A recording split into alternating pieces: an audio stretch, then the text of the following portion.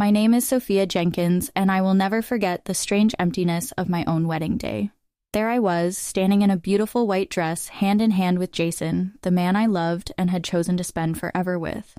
The guests clapped, laughter filled the air, the photographer's camera flashed, and we pressed the knife into our wedding cake together. From the outside, it looked like a picture-perfect moment, one of those joyous milestones every little girl dreams of.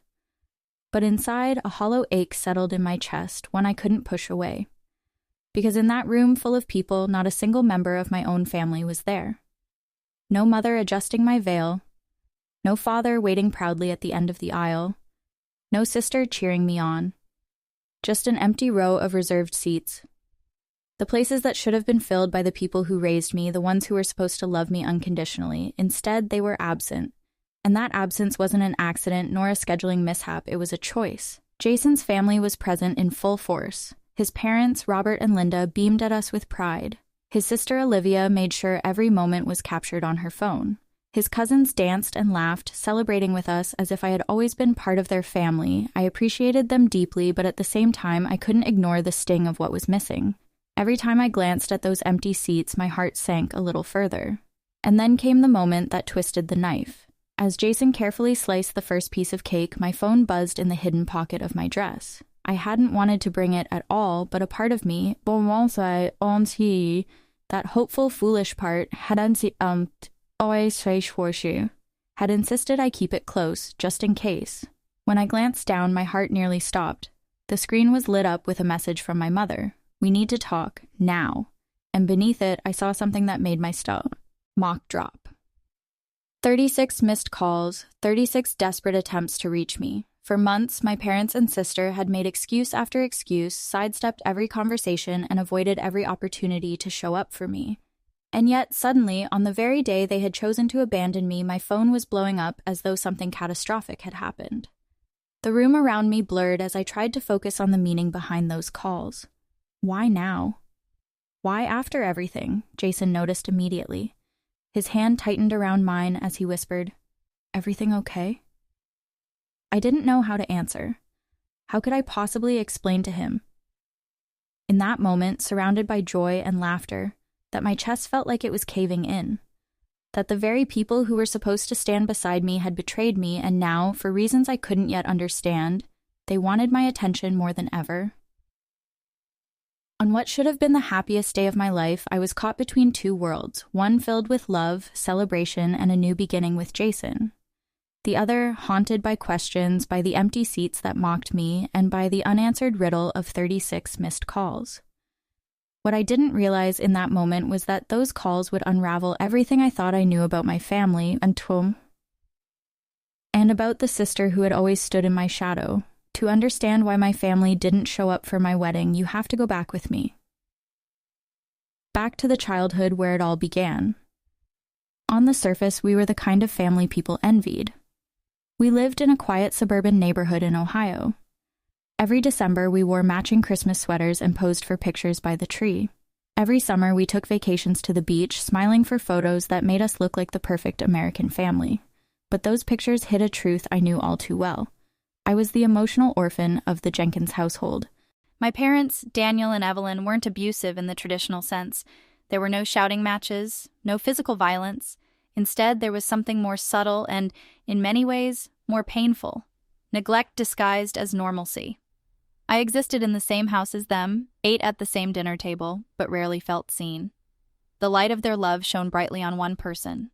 My younger sister, Harper, was born 3 years after me. And from the very beginning, she was the crown jewel of the family. Blonde curls, a dimpled smile, and a personality that could light up any room. She was magnetic. Harper wasn't just noticed, she was adored. Teachers praised her charm, neighbors doted on her talents, and my parents treated her like the centerpiece of our family portrait. She danced ballet, played the violin, and entered competitions. Each achievement celebrated like she had won an Olympic medal. Me, I was the quiet, studious one. My talents weren't flashy. I was good at math, science, problem solving. I found joy in books, puzzles, and experiments. But in my family's eyes, my successes never measured up. I'll never forget the night I came home holding a letter of acceptance into the advanced science program at my high school. I'd worked so hard for that, pouring myself into late-night study sessions, pushing past doubts and earning something I was truly proud of.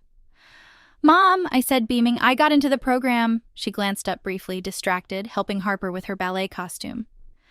"That's nice, honey. Put the letter on the counter so Dad can see it later." That was it.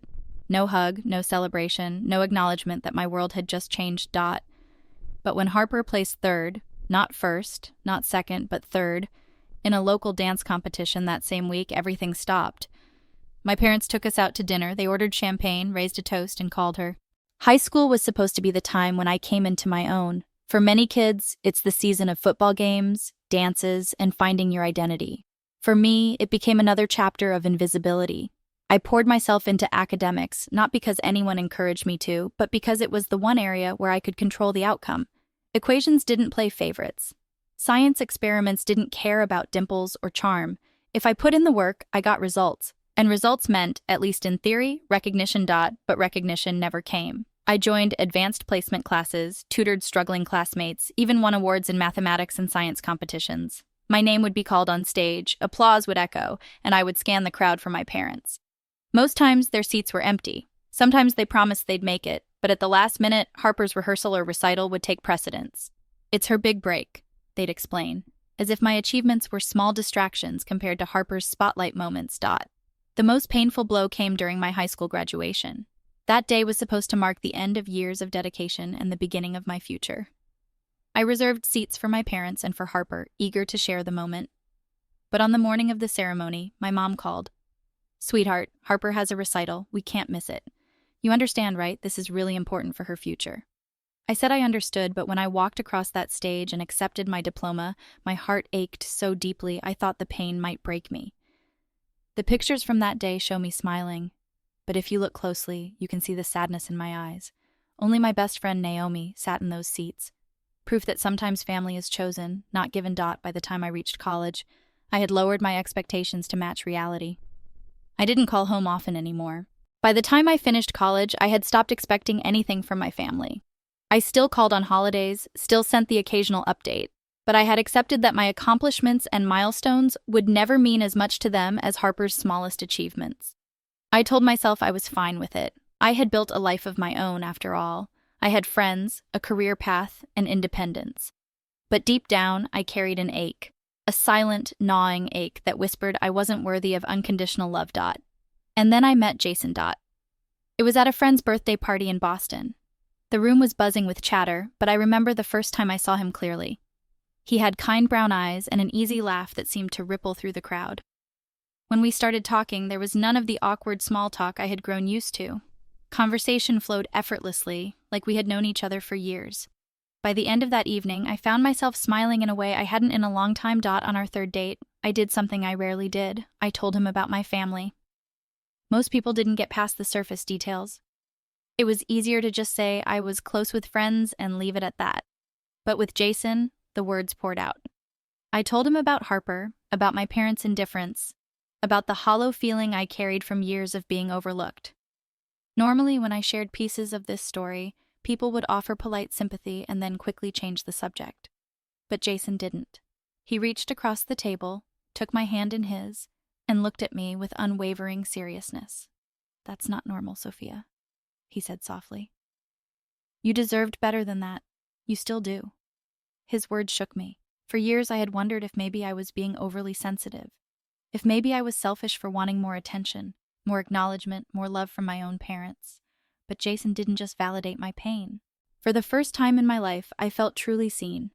Not for what I could accomplish, not for how perfectly I performed, but simply for who I was.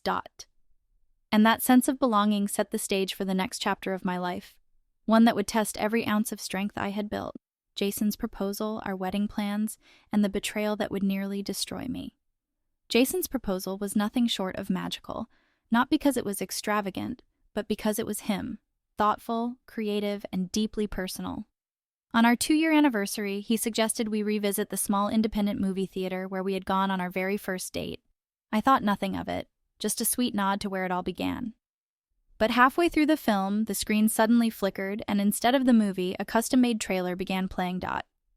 It was a montage of us.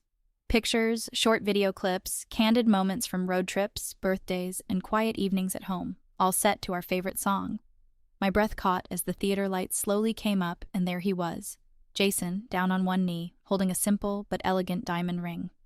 "Sophia Jenkins," he said, his voice steady but eyes shining, "you are the strongest, kindest, most brilliant woman I've ever known. Will you marry me?"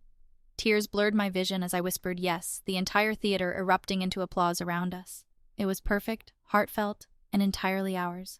For the first time, I felt like my story, my life, was the one being celebrated. That night, we toasted with champagne in our apartment, laughing and crying and planning out loud what our future together might look like. But beneath the joy, a familiar anxiety crept in. I knew I had to tell my family. Part of me clung to hope that this milestone might be different. Maybe this time they would put Harper aside for a moment. Maybe this time they would be excited for me. Planning a wedding is supposed to be one of the most exciting times of a person's life, and in many ways it was. Jason and I found joy in shaping every detail into something that reflected us. We didn't want extravagance, we wanted intimacy, meaning, and authenticity. The historic venue in Cambridge was perfect. Polished wooden floors, tall windows streaming in natural light, and just enough space for 60 guests. The kind of place where we could stand in front of the people who mattered most and make promises that would last a lifetime. We carefully picked the flowers. Lilies for their purity, hydrangeas for their abundance. We worked with a small family-owned restaurant that prepared mouth-watering Mediterranean dishes. Jason found a photographer whose portfolio captured candid, joy-filled moments rather than stiff, posed portraits. Each choice felt deliberate and right, as though we were crafting not just a wedding, but a memory we would treasure forever. On the surface, everything was falling into place. But behind the scenes, a constant undercurrent of anxiety followed me. I'd sent invitations to my parents, Harper, and a few extended relatives. Weeks went by, and there were no RSVPs. Silence. Finally, I called my mother. "Did you receive the invitation? The venue needs a final head count soon." "Yes, we got it," she said breezily. "Your father and I have been meaning to call you about that. We'll try to make it, of course, but you know how busy things get." My voice strained as I answered, "It's my wedding day. I would really like you all to be there." "Of course, honey," she replied with that detached tone I knew so well. "We'll do our best." It was always the same, promises without substance, vague commitments that offered no reassurance. They avoided specifics, avoided involvement, and most painfully avoided me. When I asked if my father wanted to do the 2 weeks before my wedding, I was sitting at my desk during lunch, idly scrolling through Instagram. Planning had consumed my days, but at that moment I was trying to relax. My thumb froze when I saw a post that made my stomach twist into knots. There she was, Harper, smiling radiantly at the camera, her left hand lifted proudly to display a sparkling diamond ring. The caption read, "He asked, I said yes, #future Mrs. Williams." I stared at the screen, unable to process what I was seeing. Harper had been dating Patrick Williams for barely 6 months. I hadn't even heard they were engaged. The comments section overflowed with congratulations, including several from my parents. My mom had written, "So happy for our beautiful baby girl. Can't wait to celebrate this weekend." That's when my breath caught. This weekend, my wedding was in 2 weeks. What celebration could possibly be happening this weekend? I dialed my mother immediately. She answered on the second ring, her voice bright until she realized it was me. "Sophia, is everything okay? I'm a bit busy." "Harper's engaged?" My voice trembled. "Yes," she said lightly, as though this news wasn't earth-shattering. "Patrick proposed last weekend. It was so romantic, he took her to that vineyard upstate." "And why did no one tell me?" I demanded. "Well, honey, you've been so busy with your own wedding. We didn't want to bother you." My eyes burned. "What's this about celebrating this weekend?" There was a pause, long enough to confirm what I feared. "Harper is having a small engagement party, just family and close friends." My stomach dropped. "This Saturday?" "Yes, why?" "Because that's my wedding day." Her voice shifted into feigned confusion. "Oh dear. I thought your wedding was the following weekend." My chest tightened. "You thought? I've been sending invitations, leaving voicemails, begging you to confirm the day." "Then we'll still get married," Jason said firmly. "We'll still celebrate and we'll still start our life together because the most important thing is us." His words comforted me, but the wound was deep. That night, I cried in his arms until there were no tears left. For years, I had hoped my family would choose me, just once, but when it came down to it, they chose Harper's spotlight again. I thought the betrayal had reached its peak. I thought nothing could cut deeper, but I was wrong. The worst was yet to come. If my family's betrayal was a knife in my back, what happened next felt like a twist of the blade. Naomi, The one person I had trusted to stand beside me, the friend who had seen me through years of tears and family neglect, was supposed to be my maid of honor. She was the steady voice reminding me, "You're not alone." She was the one who had promised that even if my family failed me, she never would.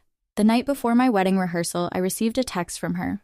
"So sorry, something urgent came up, family emergency. I might be a little late tomorrow, but I'll definitely be there before the ceremony, don't worry." Something about her message unsettled me. Naomi had never been vague. She was the type who laid everything out clearly, down to the smallest detail. But I brushed it aside, telling myself she'd earned my trust 100 times over. She wouldn't let me down now. Then, late that night, as I scrolled mindlessly through Instagram to distract myself from the ache of my family's absence, I froze. Harper had posted a selfie in a boutique captioned, "Final fitting for tomorrow's big day. Can't wait to celebrate with everyone who matters." I almost missed the detail, but the location tag caught my eye. It was the very same boutique Naomi had casually mentioned visiting earlier that week. My heart began to race. I clicked the photo, and there it was, Naomi's username sitting right there in the likes. Worse yet, I saw her comment below, "You look stunning, can't wait for tomorrow." At first, I thought my eyes were deceiving me. Surely it had to be a mistake. Maybe Naomi had just been polite. Maybe she didn't mean she'd actually go. But when I checked Naomi's profile, the truth hit me like a physical blow. She had posted a story earlier, one that she deleted quickly, but Instagram's timestamp gave her away. It had been posted from the same boutique an hour before Harper's fitting. With my hands trembling, I called Naomi, straight to voicemail. I texted, "I saw Harper's post, I saw your comment, are you going to her party instead of my wedding?" Minutes passed, then the 3 dots appeared, disappeared, appeared again. Finally, her reply came through. "I'm so sorry, Sophia. Harper reached out and said it would mean so much if I could come. I thought maybe I could do both, but the timing won't work. I should have told you directly. I feel terrible." Terrible? Terrible didn't even begin to cover it. My chest tightened until I could hardly breathe. Naomi wasn't just a guest. She was supposed to be my maid of honor, my anchor when my family abandoned me. She had promised over and over that I wouldn't stand alone. And now, on the eve of my wedding, she was choosing Harper, too. I turned off my phone. I couldn't bear to see another message, another excuse, another betrayal. Curling up on the hotel bed, still in my clothes, I sobbed harder than I had in years. This wasn't just about my family anymore. This was about the one person I thought I could rely on. The friend who knew my history, who had witnessed every heartbreak, who had sworn she would never do the same. And yet she had. If my family's absence had left me hollow, Naomi's disloyalty left me shattered. I had never felt so abandoned, so utterly disposed of. And as I drifted into a restless sleep, one truth haunted me. Tomorrow, on my wedding day, I would stand without my parents, without my sister, and now without my best friend. The morning of my wedding arrived, but instead of waking up with butterflies of excitement, I woke with the heavy weight of betrayal pressing down on me. My parents weren't coming, Harper had stolen my day for her engagement party, and Naomi, my maid of honor, my supposed lifeline, had chosen Harper too. I should have been glowing, brimming with joy. Instead, I stared at the ceiling of my hotel room, numb and hollow.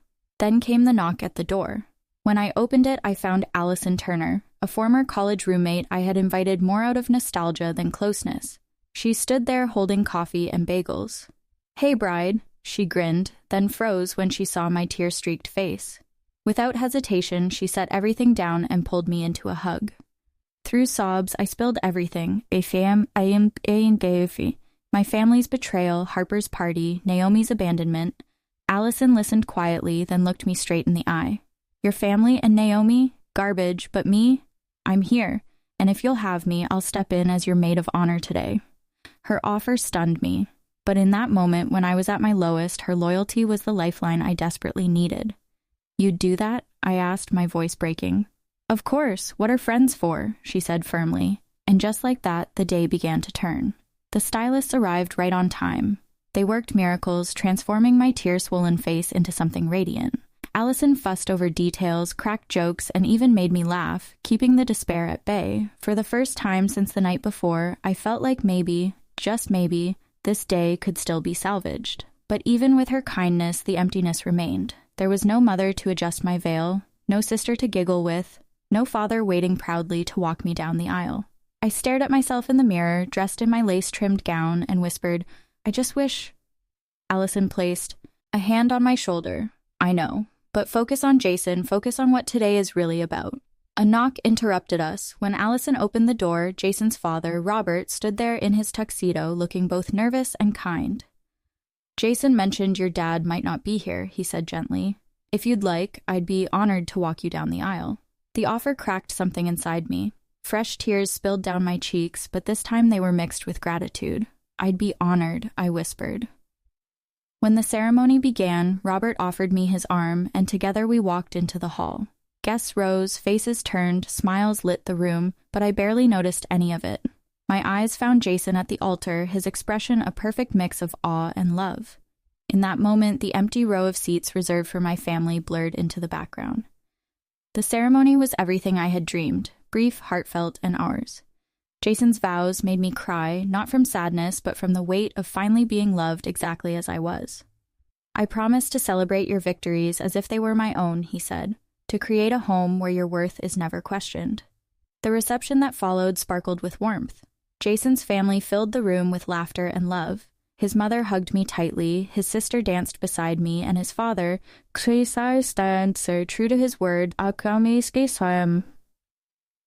took me out for the traditional father-daughter dance. As we moved across the floor, he whispered, "You're family now. That's what family does." I cried again, but this time they were tears of bittersweet gratitude. On the outside, everything looked perfect. A glowing bride, a joyful celebration, a love story unfolding. But inside, the ache never fully left. With every toast, every dance, every smile, I felt the shadow of the people who should have been there. The seats on my side of the room remained empty. My parents missed my vows. My sister missed my first dance. And Naomi missed the promise she had made to me. By the time Jason and I stood together to cut the cake, I felt both overjoyed and broken. We pressed the knife into the bottom tier, smiling for photos as applause rang out. But then, in the middle of that perfect snapshot, my phone buzzed again. This time, the screen lit up with 36 missed calls. And what I didn't know then was that those calls would rip open everything I thought I understood about my family. Truth darker than I ever imagined. As Jason and I cut the cake, the room buzzed with joy. Guests clapped, cameras flashed, and laughter floated through the hall. For a brief moment, I let myself pretend that the empty seats didn't matter, that the absence of my family was just another scar I'd learned to live with. But then my phone buzzed again, and the fragile peace I'd built shattered. I had slipped it back into my pocket earlier during the cocktail hour, not wanting to be completely disconnected in case of an emergency. When I glanced at the screen, my heart lurched. A new message from my mother. "We need to talk, now." And below it, 36 missed calls, all from my mom, my dad, and Harper. Jason noticed the change in my expression instantly. "Everything okay?" he whispered, concern flashing in his eyes. I showed him the screen, my hands trembling. "I don't know what to make of this." His jaw tightened. "Whatever it is can wait. This is our day. They made their choice." Part of me wanted to believe him, to silence the phone and lose myself in the celebration. But another part, the part that had always hoped for reconciliation, the desperate daughter still yearning for her parents' love, couldn't ignore it. "What if something's really wrong?" I whispered. Jason studied me for a long moment, then sighed. "If you need to call, call, but remember, you don't owe them anything today." I squeezed his hand gratefully before slipping out into the garden. Seeking a quiet corner away from the music and chatter, my fingers shook as I dialed my mother's number. She answered on the first ring, her voice tearful and frantic. "Sophia, thank God, we've been trying to reach you for hours."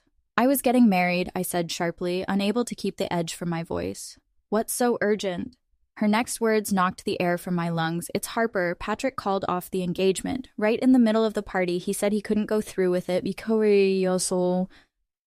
because Harper told him what she did to you." I sank onto a nearby bench, my mind spinning. "What do you mean? What did she do to me?" My mother's voice cracked. "Harper lied to us, Sophia, about everything. She deliberately scheduled her engagement party on your wedding day. She told us you had changed the date and didn't want us there. She showed us fake text messages that looked like they came from you, saying you were only inviting Jason's family because they were your real family now. The world tilted beneath me. What? I never sent anything like that. I begged you to come. I left voicemails, messages. I know, she said quietly. Patrick confronted her after she made a comment about finally being the center of attention. She broke down and admitted it all. She deleted your real messages when we weren't looking, intercepted your invitation, even created fake conversations. Sophia, we believed her. I gripped the phone tighter, fury and grief battling in my chest. How could you believe I'd exclude you from my wedding without even asking me directly? My father's voice broke in then. They had me on speaker. Because we knew we'd failed you, deep down, we knew we hadn't been good parents. We favored Harper, we missed your milestones, we neglected you. When Harper told us you didn't want us there, part of us believed it because we thought we deserved it. His words sank deeper than he realized, so their guilt had blinded them. It was easier to believe Harper's lies than to face their failures. But one question burned brighter than all the rest. What about Naomi? Why would she choose Harper over me? The silence on the other end was heavy, shame-filled. Finally, my mother spoke. Harper told Naomi that you had replaced her as maid of honor. She showed Naomi fake texts from you saying you'd only asked her out of obligation and didn't want her to feel humiliated at the wedding. Harper convinced her it would be better to come to the engagement party instead. The puzzle pieces slammed together, Naomi's vague excuses, her sudden change of heart, all of it orchestrated by Harper's lies. My breath came ragged. Where is Harper now? She left after Patrick confronted her. We don't know where she went. Sophia, we're so sorry. We failed you completely. We don't expect forgiveness, but we needed you to know the truth. I stared into the night sky, tears streaming silently.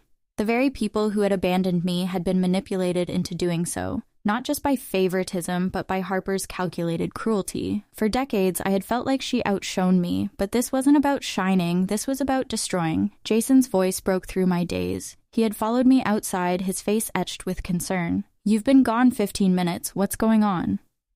I told him everything, and Harper's deception, my parents' blind belief, Naomi's manipulation. His expression shifted from shock to rage to disbelief. That goes beyond jealousy, he said firmly. That's deliberate sabotage. That's cruelty.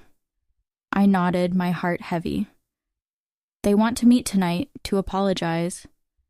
Are you sure you want to do that? He asked gently. We can wait until after the honeymoon. No, I whispered. I need closure before we leave. I need to look them in the eye and hear them say it. So as my wedding reception continued inside, filled with laughter, dancing, and the love of people who had truly chosen me, I prepared myself for another kind of confrontation, not with a sister competing for attention, but with a truth that could no longer be ignored. By the time Jason and I left the reception that night, my heart felt like a battlefield. On one side, there was the joy of having married the man who loved me completely, surrounded by friends and his family who had embraced me as their own. On the other, there was the crushing weight of betrayal, manipulation, and the truth that had unraveled during those frantic phone calls. At 11:15 p.m., my parents arrived at the hotel lobby. They looked disheveled, haggard, their eyes swollen from crying. My mother rushed forward, arms outstretched, but stopped when I instinctively stepped back. Jason gently suggested we move somewhere private, so we found ourselves in a small, dimly lit meeting room off the lobby. The silence was suffocating until my father finally spoke. Sophia, we don't expect forgiveness. Missing your wedding, believing Harper, it's unforgivable. But we need you to know how deeply sorry we are. His words hung heavy, but my anger burned hotter than their regret. Sorry doesn't change the fact that you weren't there, I snapped. You missed my vows, my first dance, you missed me, and worse, you believed lies about me without ever calling me directly to ask. My mother's tears spilled over. You're right, there's nothing we can say to justify it. We failed you, not just today, but for years. Why was it so easy for you to believe I'd cut you out? I demanded, my voice breaking. What kind of relationship did you think we had that made that believable? They exchanged a pained glance before my father answered. Because we knew. We knew we'd neglected you, Sophia. We missed your graduations, your milestones, your achievements. We always put Harper first. So when she told us you didn't want us there, part of us believed it because in some way we thought we deserved that rejection. I felt my chest tighten, so their guilt had paved the way for Harper's lies. It was easier to accept her story than to face their own failures. My mother sobbed. We were cowards. It was easier to hide behind Harper's version of things than to admit how badly we'd hurt you. Jason's voice cut in, firm but controlled.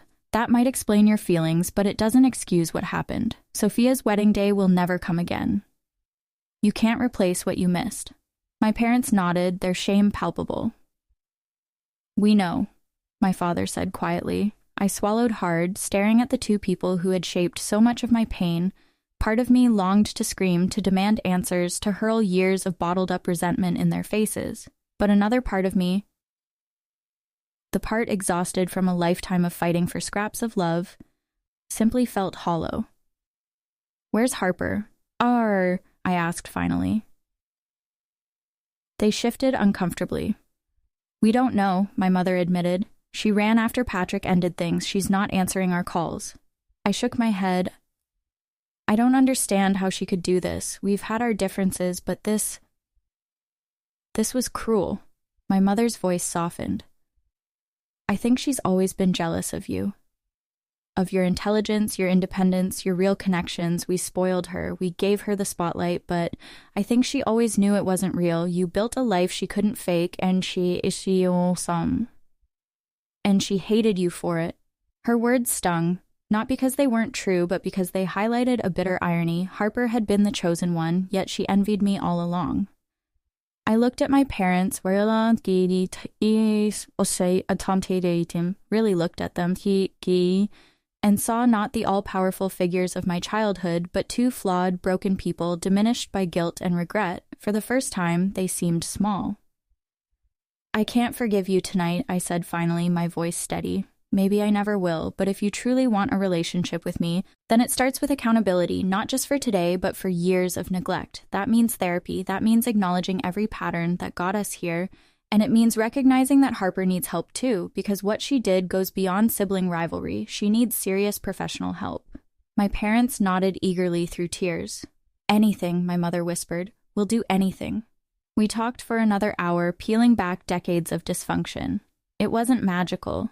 There was no tearful embrace that erased the past, but something shifted. A door cracked open where there had only been walls before. As Jason and I finally headed back to our room, emotionally drained but strangely lighter, he squeezed my hand. Are you okay? He asked softly. I considered the question carefully. Not yet, I admitted. Yeah, but maybe I will be. In the weeks following the wedding, I felt like I was living in two worlds. On one side, there was the joy of being newly married, settling into life with Jason, and savoring the quiet intimacy of our honeymoon in Greece. On the other side, there was the storm I'd left behind, my fractured family, the revelation of Harper's manipulation, and the raw grief of knowing my wedding day could never be undone. When we returned from Greece, the work of healing began. To my surprise, my parents followed through on what they had promised. They both started therapy, individually and together. Then, after several weeks, they asked if I would consider joining them for family therapy. I hesitated at first. Part of me feared it was just another performance, another temporary attempt to soothe guilt. But another part of me, the part that still longed for a real relationship with them, agreed. Every Thursday evening, we sat together in Dr. Patterson's office, a family therapist specializing in adult estrangement. Those sessions were some of the hardest hours of my life. For years, I had buried my hurt under layers of resilience, pretending their neglect didn't affect me. But in that small room, with Dr. Patterson guiding us, everything came spilling out. I told them how it felt to sit alone at award ceremonies, to walk across stages without their applause, to graduate without them in the audience. I told them how their excuses, you understand, right? Harper's recital is important, I cut deeper than they ever realized. I told them about the years I spent wondering if maybe I was simply unworthy of love. To their credit, they didn't defend themselves. They listened, they cried, they admitted they had failed me, not just on my wedding day, but throughout my entire childhood. Healing, Dr. Patterson reminded us, isn't linear. There were sessions where progress felt real and others where old wounds reopened. But slowly, painfully, the wall I had built began to crack. Meanwhile, Harper resurfaced 3 days after the wedding. She called my parents from a hotel room, sobbing, ashamed, and terrified to face the consequences of her actions. They convinced her to come home and immediately found her a therapist of her own. For 2 months, I refused to see her. The wound was too fresh, the betrayal too deep. But eventually, curiosity, and perhaps a sliver of hope, pulled me to agree to meet her at a quiet cafe. When I walked in, she looked different, smaller, deflated. Gone was the confident, charming sister who always drew the spotlight. She stared into her untouched coffee, her voice barely above a whisper. I don't know where to begin. Sorry feels too small. Then tell me why. I said, why would you go to such lengths to ruin my wedding? Her answer was looking fragile. She confessed that jealousy had always gnawed at her, but not in the way I'd imagined. While I believed she had always been the favored one, she revealed the hidden pressure she felt. The constant comparisons, the unspoken demand to perform. They praised me, she admitted, but it was never enough. They'd say, well, why can't you be more focused like Sophia? Why can't you find a stable career like her? Outwardly, I was their star, but inside, I always felt like a fraud. And when you got engaged to Jason, I saw how happy you were, how real your life was. I wanted it, and when I couldn't have it, I tried to destroy it. Her words didn't erase the damage, but they gave me something I hadn't had before: perspective. I wasn't ready to forgive, not then, but I could see that Harper wasn't just a villain. She was broken, too. In a different way. In the months that followed, our family stumbled forward, clumsily but with effort. My parents called not to talk about Harper, but to ask about me, my job, my interests, my marriage. My father sent me articles about biomedical engineering as if trying to make up for years of missed curiosity. Harper stayed in therapy, started a steady job, and for the first time in her life, stopped chasing the spotlight. It wasn't perfect, it never would be. But for the first time in decades, it felt like the Jenkins family was learning how to be something closer to whole. 1 year after my wedding, the day that broke me and in some strange way began to rebuild me, Jason and I hosted a small dinner party in our apartment. Nothing extravagant, just a handful of close friends, Jason's family, and my parents and sister. The air was warm with laughter, the table cluttered with half-empty glasses of wine and plates of food, and for the first time in a long time, I felt something resembling peace. It hadn't been an easy year, healing rarely is. My parents had kept their promise and continued therapy. Slowly, they learned to show up for me in ways they never had before. My mother began calling regularly, not to gush about Harper's latest achievement, but to ask about my work, my marriage, my life. My father sent me thoughtful emails about scientific breakthroughs in biomedicine, clearly making an effort to understand my world. It wasn't perfect, and sometimes the old ache flared up, but for the first time, I felt like they were truly trying. Harper, too, had taken steps toward change. She stayed in therapy, got her first steady job as an administrative assistant, and moved out of our parents' home. When we met for coffee, she was quieter than I'd ever known her to be, more reflective. Gone was the constant performance. She told me she was learning how to be just Harper without the endless need for applause. Our relationship was tentative, fragile, but different. There was no erasing what she had done, but there was room, small, hesitant room for something new to grow. Naomi's betrayal had cut the deepest, and our path back was the hardest. When she discovered the truth about Harper's lies, she was devastated. Flowers, cards, long emails filled with apologies. They all piled up in the weeks after the wedding. For a long time, I ignored them. The hurt was too raw, but eventually I agreed to a phone call. Her voice shook with regret. I should have called you directly. I should have known you'd never replace me without even talking to me. We've been friends too long for that. Yes, you should have, I replied. That's what hurts most. You believed the worst about me without asking if it was true. There was no excuse. She admitted as much. All she could do was apologize and ask if I would allow her the chance to rebuild my trust. Rebuilding wasn't quick. We started with cautious texts, then the occasional coffee meetup. It wasn't like before, the easy closeness was gone, but step by step, a different kind of friendship began to take shape.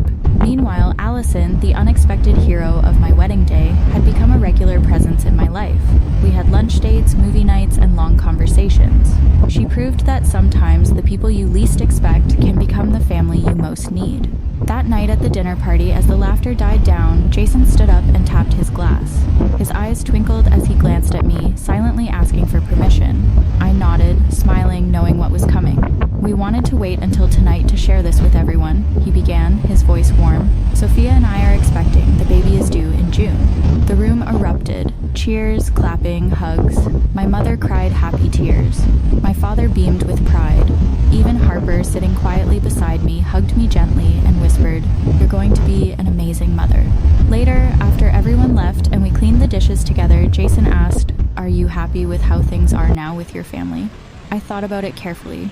"I'm at peace with it," I said honestly. "It's not perfect, and sometimes the old hurt resurfaces, but we're building something new. That's enough for now." I placed my hand on my still flat stomach. "And with the baby coming, I want them to know their grandparents and their aunt, but with boundaries, healthy ones." I refused to repeat the cycle of favoritism and neglect. Jason pulled me close, kissing my forehead.